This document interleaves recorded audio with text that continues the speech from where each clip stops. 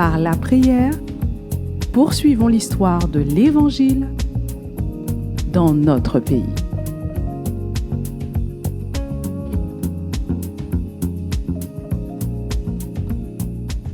Bonjour à tous.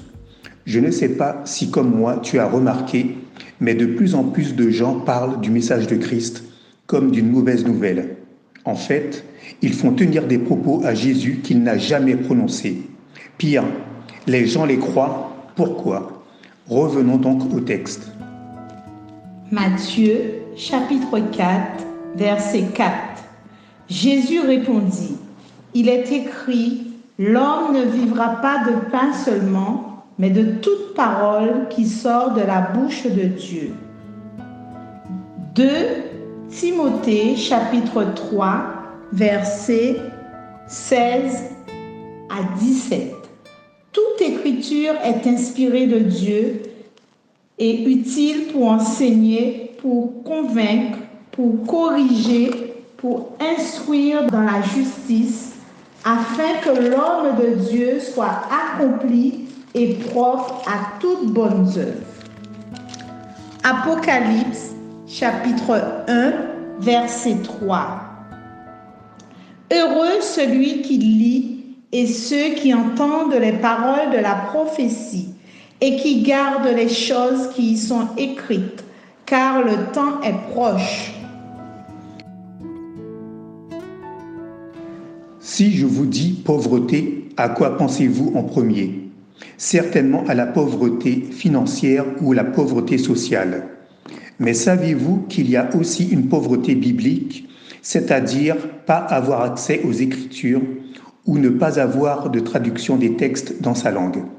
Une personne sur 5 parlant 5509 langues n'a pas la Bible en entier dans sa langue maternelle. La tâche est immense. Surtout si nous rajoutons à ces chiffres tous ceux qui ont accès aux Écritures, mais qui l'ignorent. Oui, qui l'ignorent. La pauvreté biblique ne signifie pas uniquement que nous n'avons pas le texte, mais que nous l'avons jamais rencontré, entendu. Bref, que nous ne le connaissons pas. Relevons-nous ce défi de faire connaître les Écritures par le texte, l'audio et tous les moyens modernes auxquels nous avons accès.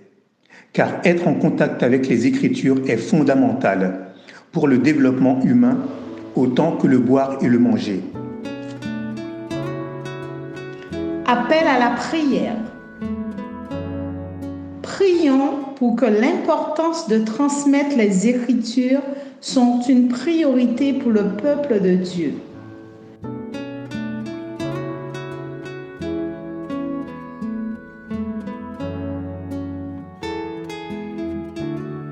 Prions pour que nos assemblées prennent une part active face à cette pauvreté biblique grandissante.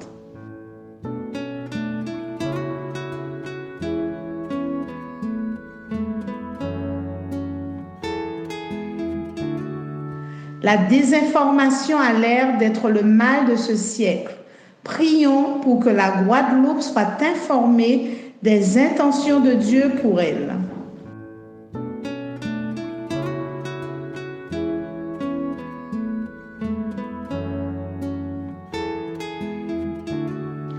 Nous sommes arrivés au terme de notre programme.